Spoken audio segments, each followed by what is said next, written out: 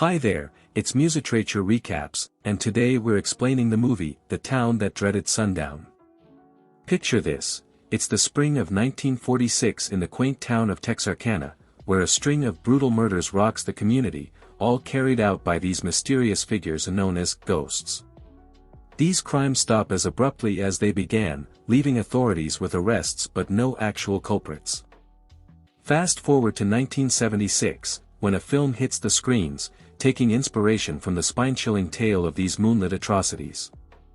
Now, let's fast forward again to 2013, Texarkana still the backdrop. At the outdoor cinema Twin Star, young lovers Corey and Jamie join a crowd to catch an annual screening of the infamous City That Dreaded Sundown. As the gruesome scenes unfold on screen, Jamie's fear is palpable, urging Corey to leave. A suggestion to continue their date somewhere private, away from the film's horrors, prompts a trip to Bowie County Park District. Despite the warning signs against nighttime visits, Corey dismisses the caution due to the solitude. In this secluded setting, talk shifts from plans to action, leading to a romantic kiss. Suddenly, a figure appears in the nearby bushes, startling Jamie. Corey reassures her, but tension lingers until the mysterious man vanishes, allowing some relief. In a terrifying moment, a masked madman shatters the passenger side window and aims a revolver at our young couple. Their lives hanging in the balance, he orders them out of the car or he'll harm the girl. With fear gripping them, the couple complies, stepping out onto the ground. Corey, desperate, pleads for mercy and lies down, his pants removed, hoping to shield Jamie. The madman instructs Jamie to look away as he carries out his sinister plan, illuminated by the car's taillights. Behind that tragic veil of light, Jamie witnesses the horrifying murder of Corey as the garden shears take his life. Terrified, she flees into the woods, with the masked man relentlessly chasing her. A tense confrontation occurs, and just before she escapes, the madman cryptically speaks of his actions being for Mary, a plea to ensure her memory endures. Jamie manages to make it back to the cinema, collapsing in front of the crowd. The next morning, she's in the hospital, receiving much-needed care. The sheriff and his deputies arrive to speak with Jamie, their skepticism evident, but they promise to provide her home with extra patrol for safety. Returning home, Jamie connects with her grandmother in hopes of shedding light on the enigmatic figure haunting the town since 1946. Discovering the madman's true identity eludes even history, rumors swirling about his origins being supernatural. Jamie's evening search on the internet only deepens her distress for Corey's fate. As she retires for the night, she finds solace in the presence of a vigilant deputy sheriff, keeping watch over their home. Jamie awakens in the dead of night, shaken by a nightmare, and peers out the window in search of solace. The following morning, she heads to the local church, where the town has gathered to bid farewell to Corey, who tragically departed. While grieving, Corey's mother directs her pain towards Jamie, a reaction that's difficult to blame considering the heart-wrenching loss she's enduring. In an effort to cope, Jamie seeks guidance from a psychologist, recounting the deep psychological scars she bears due to a traumatic childhood incident that orphaned her, with her grandmother stepping in to raise her. In Texarkana's airport, Kendra reunites with Corporal Danny Torrens, recently returned from his military service. In their hotel room, Danny steps out briefly to fetch water from a vending machine, while Kendra sets the scene for a surprise gift. Suddenly, strange sounds alarm Kendra, leading her to the window.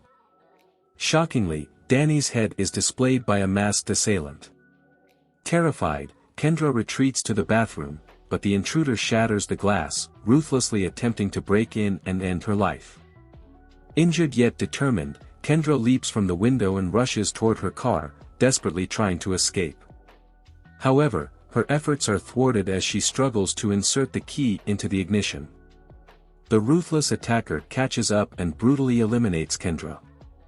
Jamie's sleep is disrupted by a ringing cell phone, revealing Corey's caller ID. Shockingly, it's the masked madman, who has taken control of Corey's phone, using it to announce 2 new victims.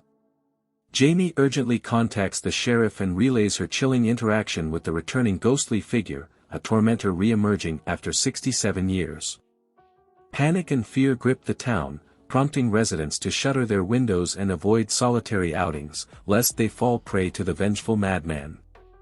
The following day, the townsfolk gather at the cinema to dissect the unfolding events.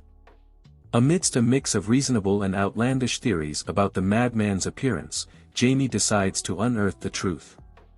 She heads to the archive and enlists the help of a guy named Nick to sift through documents from the mid-20th century. Surprisingly, Nick was Jamie's classmate, a fact she hadn't realized before.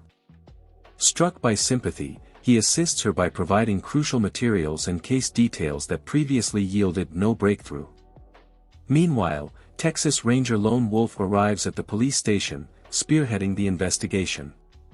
He rallies law enforcement from neighboring states to collar the elusive madman.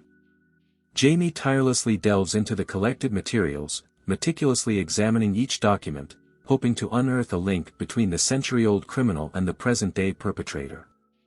Upon returning home, Jamie discovers an acceptance letter from a California university. Although tempted, she can't leave her hometown until the madman is captured, so she declines the invitation. Shortly after, she receives an unsettling email from the madman himself, hastening to the police station to report it. Jamie has her own theory about the culprit's identity, but her claims are met with skepticism by the authorities. The exception is Texas Ranger Lone Wolf, who recognizes the logical consistency in her words. Back home, Jamie encounters Nick, who's escaped the archive to visit her. Deputy Foster eyes the newcomer suspiciously, and even Jamie's grandmother is cautious. Lone Wolf, determined to unravel the 1946 mystery, revisits the film centered on those haunting events. As evening falls, Nick and Jamie head to the schoolyard, paying their respects to the 3 victims claimed by the madman. The tension mounts as the crowd erupts in panic, spotting a masked man lurking behind them. A colleague of the late corporal remains level-headed and takes revenge for his friend, firing 2 shots to bring down the criminal. Sheriff spreads the welcome news, meeting the mayor at a restaurant. With the madman's reign of terror finally over, the mayor proposes a celebratory bash to mark the occasion.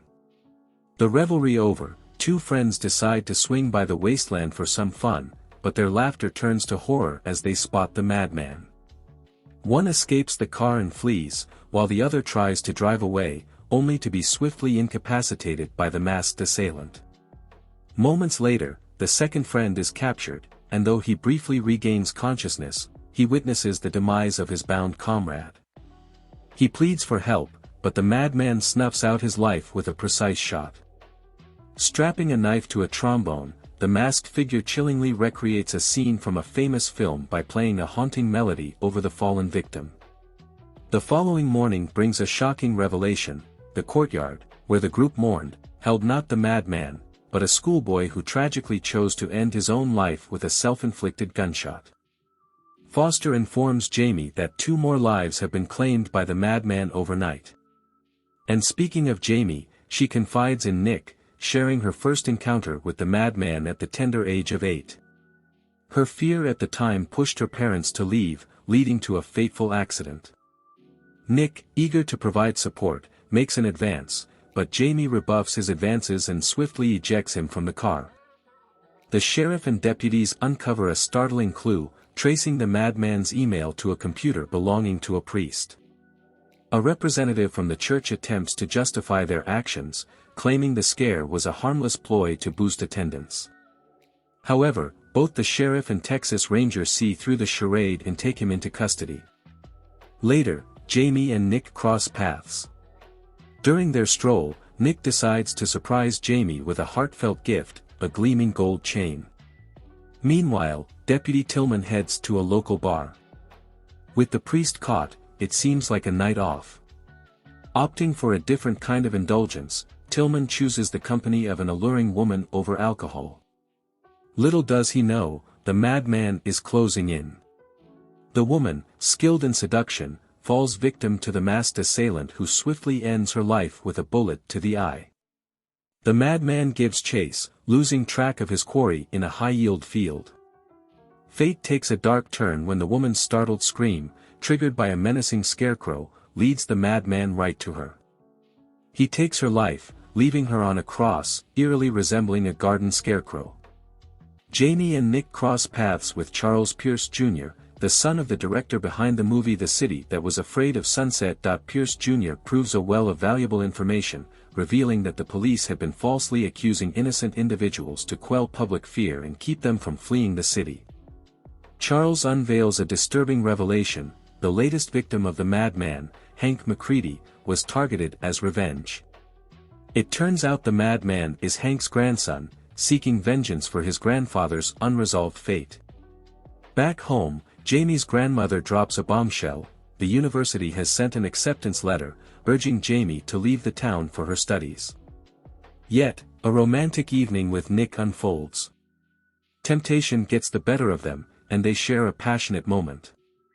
But Jamie's dream takes a haunting twist when she envisions Corey's lifeless body next to her, only to wake up in a cold sweat, realizing it was a nightmare. As night falls, Nick departs, unaware of the impending danger. A few hours before dawn, Jamie and her grandmother pack, intending to escape the town. Jamie hands over crucial documents to Foster, shedding light on Hank McCready's lineage. At a gas station stop, chaos erupts as Jamie witnesses a horrifying scene: casualties abound, and her grandmother lies severely wounded. Madman Foster is relentless, determined to capture Jamie. Armed with a gun, Jamie attempts to evade Foster, but he uses Corey's phone to track her down repeatedly. Racing near a railroad, Jamie stumbles upon Nick's dismembered remains, realizing the dire situation she's in. With the madman's pursuit, Jamie sustains wounds, even encountering two masked assailants. The shocking twist reveals the true identity of the madman: it's Deputy Foster and Corey, orchestrating their own demise to mimic the madman's atrocities. Foster, driven by Hank's vengeful spirit, eliminates Corey and targets Jamie. However, Jamie musters the strength to strike first, ending Foster's reign of terror. With Foster defeated, the town's nightmare comes to an end. Jamie fulfills her promise, embarking on a new chapter by heading to the university in California.